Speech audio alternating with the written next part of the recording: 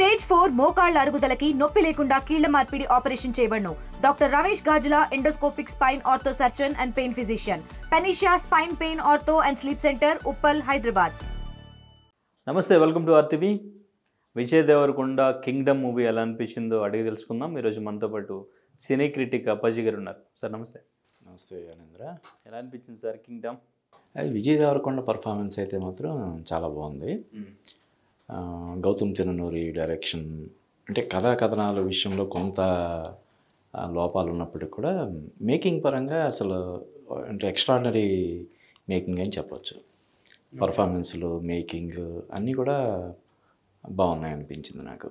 కానీ అంటే కొంత మిక్స్డ్ టాక్ వినిపిస్తుంది, స్టోరీ కూడా కొంచెం లాగ్ అనిపించింది అని చెప్పేసి. ఎందుకని అంటారు? అంటే స్టోరీ లైన్ కొత్తగా తీసుకోలేదా? గౌతమ్ తిరునూరి ఎక్కడైనా మిస్టేక్ చేశారు అంటే సాధారణంగా ఇప్పుడు అది రాజమౌళి కావచ్చు, ఎవరైనా సరే స్టోరీ లైన్ ఎప్పుడు మామూలు చిన్నగానే ఉంటుంది. దాన్ని ఎలా ప్రజెంట్ చేస్తారన్న దాన్ని బట్టే కదా సక్సెస్ అనేది ఆధారపడి ఉంటుంది. ఇప్పుడు పర్టికులర్గా మన డైరెక్టర్స్ ఏం చేస్తున్నారంటే బ్యాక్ డ్రాప్, బీభత్సమైనటువంటి బ్యాక్ డ్రాప్లో ఇప్పుడు తమ్ముడు కావచ్చు, నితిన్ది తమ్ముడు కావచ్చు, ఇలాగా బ్యాక్ డ్రాప్ డిఫరెంట్గా సెలెక్ట్ చేసుకొని ఆ బ్యాక్ డ్రాప్ని బాగా ఎస్టాబ్లిష్ చేయడం ద్వారా అందులో కథను పండించడం కోసం ప్రయత్నాలు చేస్తున్నారు. అవి కొన్ని బెడిసి కొడుతున్నాయి అన్నమాట. అంటే తమ్ముడితో మనం అనుకోకుండా పులికొచ్చింది. ఇటీవల కాలంలో వచ్చిన తమ్ముడు కావచ్చు, జూనియర్ కావచ్చు, ఇది కావచ్చు, ఈ మూడు కూడా తమ్ముడు కథలే. ఓకే. ఇది కూడా విజయ్ దేవరకొండ అనే ఒక తమ్ముడు తన అన్నయ్య కోసం అన్వేషిస్తూ అతని కోసం చేసే పోరాటమే ఈ కథ అన్నమాట. అంటే స్టోరీ పరంగా ఆ ఎమోషన్ అనేది డైరెక్టర్ త్రూఅవుట్ మూవీని క్యారీ చేయగలిగారా? ఎట్లా అంటే జెర్సీతో కంపేర్ చేస్తున్నారు అందరూ. అంటే జెర్సీ ఆ ఎమోషన్ కానీ ఆ డెప్త్ కానీ సినిమాలో ఆ కంటెంట్ పరంగా ప్రతి సీను బాగుంటుంది, కానీ ఇక్కడ అది మిస్ అయింది. గౌతమ్ తిరునూరి మార్క్ కొంచెం అనేది. అవును, అదే అంటే మేకింగ్ మీద ఎక్కువ ఫోకస్, ఈ పర్ఫార్మెన్స్ల మీద ఎక్కువ. అంటే ముందు అసలు కథనాలు అన్నీ అయిన తర్వాతే మనం దీని మీద షూటింగ్ స్టార్ట్ అయిన తర్వాత కదా ఇవన్నీ చేస్తారు. కానీ ఏదైతే ఉందో షూటింగ్ రావడానికి ముందు కథనాల పట్ల తీసుకోవాల్సిన జాగ్రత్తల విషయంలో ఇంకొంచెం జాగ్రత్తలు తీసుకుని ఉంటే బాగుండదు అనిపిస్తుంది. సెకండ్ హాఫ్ విషయంలో సెట్స్లో రాసుంటారు స్టోరీ అన్నట్టుగా కూడా కొన్ని మీమ్స్ కనిపిస్తూ ఉన్నాయి. అలా ఏమైనా అనిపించిందా? అలాగే అంత మరీ వేగ్గా ఉండదు. కానీ అది అంటే ఇక్కడ ఏమవుతుందంటే అనేంద్ర, నేను చూస్తున్నాను కొన్ని సినిమాలు, ఇప్పుడు అంతకుముందు వీరమల్లు కానీ ఇలాగా వీళ్ళు సీక్వెల్ దానికోసం అని చెప్పి సీక్వెల్లో చెప్పొచ్చు కదా అని చెప్పి అబ్రప్ట్ ఎండింగ్, ఓకే, పార్ట్ 1లో కొంచెం ఇది చేసి తర్వాత అంటే దానికి ఒక లాజికల్ ఎండింగ్ ఇవ్వాల్సిన అవసరం లేకుండా పార్ట్ 2 అని చెప్పి కూడా మనకి చాలా సినిమాలకి వేసేస్తున్నారు. వస్తాయా లేదన్నది పక్కన పెడితే ఇప్పుడు దీనికి కూడా పార్ట్ 2 అని చెప్పి మన ఎండింగ్ కొంచెం, అంటే ఇందాక నేను చెప్పాను, ఒక అన్నయ్య కోసం ఒక తమ్ముడు చేసే ప్రయాణం ప్లస్ పోరాటం అని చెప్పి, అది కొన్ని సన్నివేశాలు అంటే మనం అది వాటిని రివీల్ చేయడం బాగుండదు. కానీ కొన్ని సన్నివేశాల్లో విజయ్ దేవరకొండ ఆప్షన్స్, ఎవరి కోసం, ఏ అన్న కోసం అయితే అతను అంత దూరం వెళ్ళి అంత రిస్క్ తీసుకొని ప్రాణాలకు తెగించి ఇది చేస్తాడో, అది క్రూషియల్ సీన్లో అతని ప్రజెన్స్ లేకుండా డిఫరెంట్గా ఉంటుందని చెప్పి మన డైరెక్టర్ అనుకొని ఉండొచ్చు. అక్కడ సినిమాకి కొంచెం బాగా డ్యామేజ్ అయిందేమో, అంటే కథకి కొంచెం డ్యామేజ్ అయిందేమోనని మనకు అనిపిస్తుంది అనమాట. అంటే ఎస్పెషల్లీ క్లైమాక్స్ విషయంలో కూడా ఫ్యాన్స్ అంత సాటిస్ఫై అవ్వలేదు అని చెప్పేసి మాట్లాడుతున్నది. అదే నేను చెప్పాను కదా, ఇప్పుడు సెకండ్ పార్ట్ 2లో చూపిస్తామని సడన్గా ఇది ఇవ్వడం అన్నది చేస్తున్నారు, ఎండింగ్ చేస్తున్నారు. దానివల్ల సహజంగానే ఫ్యాన్స్, ముఖ్యంగా చెప్పాను కదా, హీరోయిజానికి అవకాశం ఉన్న చోట అక్కడ అసలు అంటే మరి అతను స్క్రీన్ ప్లే ప్రకారం అతను వేరే రకంగా ఏది రాసుకున్నాడో ఏంటో మనకి చెప్పలేం కదా. అక్కడ లేకపోవడం అన్నది డెఫినెట్గా అది క్లైమాక్స్లో వచ్చే సీన్, ఇప్పుడు ఇందాక నేను చెప్పింది ప్రీ క్లైమాక్స్లో వచ్చే సీన్లో విజయ్ దేవరకొండ ఆబ్సెన్స్ అనేది మైనస్ లాగా అనిపిస్తుంది అనమాట. అయితే రామ్ చరణ్తో తీయాల్సిన మూవీ కూడా ఇదే అంటున్నారు, అది నిజం అనుకోవచ్చు అంటారా? అంటే మనం అయ్యి ఉండొచ్చు, లేదంటే అయ్యి ఉండకపోవచ్చు. వాళ్ళు చెప్పడం అయితే రామ్ చరణ్ కోసం అనుకున్న సబ్జెక్ట్ వేరు, ఈ సబ్జెక్ట్ వేరు అంటున్నారు. కానీ వాళ్ళిద్దరి ఇది చూస్తే ఏజ్ పరంగా కానీ ఇది చూస్తే అది రామ్ చరణ్ కూడా చేయొచ్చు, లేదంటే ఇంకో యంగ్ హీరో ఎవరైనా చేయగలిగే ఇదన్నమాట. రామ్ చరణ్కి ఉన్న ఇమేజ్కి విజయ్ దేవరకొండ ఇమేజ్కి ఉన్న వ్యత్యాసాన్ని బట్టి ఏమైనా కొంచెం మార్పులు చేర్పులు చేసి ఉంటారేమో. ఒకవేళ అయితే మాత్రం ఒకవేళ రామ్ చరణ్కి చేస్తున్న సబ్జెక్ట్ అయితే కొంచెం మార్పులు చేసి తీసుకుంటారు అంతే. అయితే విజయ్ దేవరకొండ బ్లాక్ బస్టర్ కోసం ఫ్యాన్స్ ఎంత వెయిట్ చేస్తున్నారో తను కూడా అంతే వెయిట్ చేస్తున్న సిచ్యువేషన్ కదా. సో మరి ఈ మూవీ ఎంతవరకు సాటిస్ఫై చేసింది అనుకోవచ్చు? ఏ రేంజ్ హిట్ అంటే ఇప్పుడే మనం it's too early to decide కమర్షియల్గా అది మాడుతుందా లేదా అన్నది మనం చెప్పలేం. కానీ అంటే ఇంకొక అడ్వాంటేజ్ ఏంటంటే ఇప్పుడు రేపు మనకి వారు కూలీ సినిమాలు వచ్చేంతవరకు మధ్యలో సినిమాలు ఏం లేవు కాబట్టి అడ్వాంటేజ్ అవ్వచ్చు. అయితే ఇందాక నువ్వు అన్నట్టు ఎప్పుడు మన 2018లో ఇప్పుడు ట్యాక్సీ వాళ్ళ సినిమా తర్వాత వస్తున్న సినిమాలన్నీ కూడా డిసప్పాయింట్ చేస్తున్నాయి. అది డియర్ కామ్రేడ్ కావచ్చు, వరల్డ్ ఫేమస్ లవర్ కావచ్చు, లైగర్, ఖుషి, ఫ్యామిలీ స్టార్. అంటే మధ్యలో అతనికి కల్కి లేదంటే మహానటి, జాతిరత్నాలు ఇటువంటి స్పెషల్ అపీరెన్స్లు మినహాయిస్తే అతను సోలో హీరో ప్రాపర్గా ఇచ్చే ఇది హిట్ అన్న దానికోసం వెయిట్ చేస్తున్నాను. అందుకని ఈ సినిమా విజయ్ దేవరకొండకి ఈ సినిమాతో హిట్ పడాలని ఎక్కువ మంది కోరుకున్నారు. ఆ సింపతి ఫ్యాక్టర్ అనేది కొంత అది పాపం చాలా సంవత్సరాలు అయిపోయింది, మంచి హిట్ పడాలి ఈ అబ్బాయికి అని చెప్పి చాలామంది కోరుకున్నారు. అది ఎంతవరకు అవుతుందా అది చూడాలి మనం. అంటే ఇప్పుడు ఒక సినిమా ఇప్పుడు కొన్ని సినిమాలు కొంతమందికి నచ్చుతాయి, కొంతమందికి నచ్చవు. అంటే మీరు ఇప్పుడు ఎన్నో సినిమాలు చూస్తుంటారు, సినిమా చూసినప్పుడు మీకు అర్థం అవుతుంది సినిమా బొమ్మ బ్లాక్ బస్టర్ కాదు. అంటే ఇప్పుడు నా విషయంలో కూడా నేను బాలేదనుకున్న సినిమాలు హిట్ అయిన సందర్భాలు, చాలా హిట్ అవుతాయి అనుకున్న సినిమాలు ఫ్లాప్ అవ్వడం. ఇప్పుడు నేను కలేజా సినిమా చూసి అరే భలే ఉంది, మహేష్ బాబుకి చాలా పెద్ద హిట్ అవుద్ది అనుకున్నాను, ఆడలేదు అది.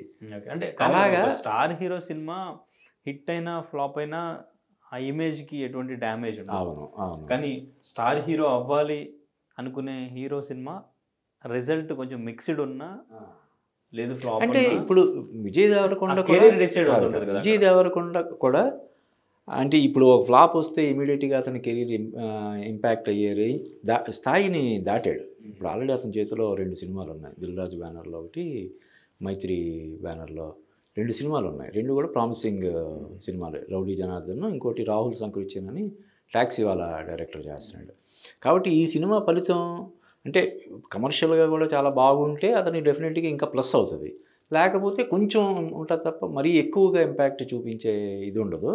అంటే విజయ్ దేవరకొండ అంటే నార్మల్గా ఏదో హిట్ కొట్టడం లేదంటే యావరేజ్ బిలో యావరేజ్ ఇట్లా కాదు, డైరెక్ట్ 200 నుంచి లెక్క పెట్టాలి, 200 కోట్ల నుంచి కౌంటింగ్ ఉండాలి, అది కలెక్షన్ అనే థాట్లో ఉన్నట్టు అనిపిస్తుంది కదా. అదే అప్పుడు లైగర్ సినిమా సందర్భంగా అతను చెప్పింది.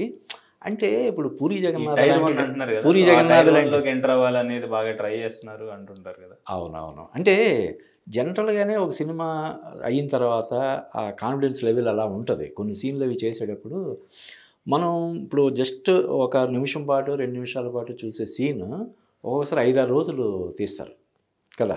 ఇప్పుడు ఒక పాట 4 నిమిషాలు 3.5 నిమిషాలు ఉండే పాటని ఈ రోజుల్లో వారం రోజులు కూడా తీస్తున్నారు. అలాగే ఒక ఫైట్ సీక్వెన్స్, ఒక చిన్న ఫైట్ సీక్వెన్స్ 10 రోజులు 20 రోజులు తీస్తున్నారు.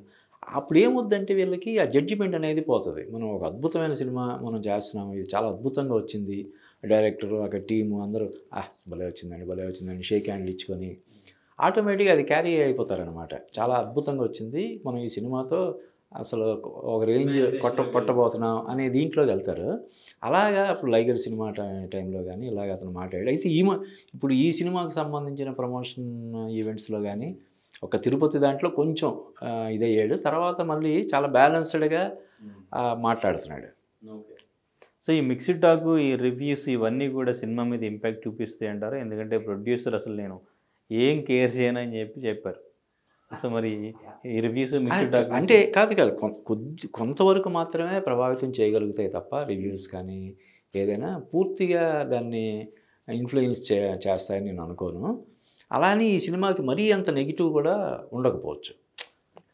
అంటే క్యారెక్టరైజేషన్ పరంగా లేకపోతే కొంత కన్ఫ్యూజన్ ఉన్నప్పటికి కూడా ఓవరాల్గా చూస్తున్నంతసేపు ఇందాక చెప్పా కదా, మేకింగ్ స్టాండర్డ్స్ ఇప్పుడు అనిరుద్ధ్ బ్యాక్గ్రౌండ్ స్కోర్ కానీ, సినిమాటోగ్రఫీ కానీ, అవినాష్ కొల్లా ప్రొడక్షన్ డిజైనింగ్ కానీ, పర్ఫార్మెన్స్లు సత్యదేవ్ పర్ఫార్మెన్స్ కానీ, విజయ్ దేవరకొండ ఈ సినిమా కోసం ప్రాణం పెట్టాడు అంటారు కదా, అలాగా మేక్ ఓవర్ కానీ అంటే గజనీ కైండ్ ఆఫ్ ఒక గెటప్, ఆ బాడీ బిల్డ్ చేయడం కానీ ఇవన్నీ చాలా పాపం కష్టపడ్డాడు. ఆ కష్టానికి ఏ మేరకు వస్తుంది ఫలితం అన్నది మనం వేచి చూడాలి.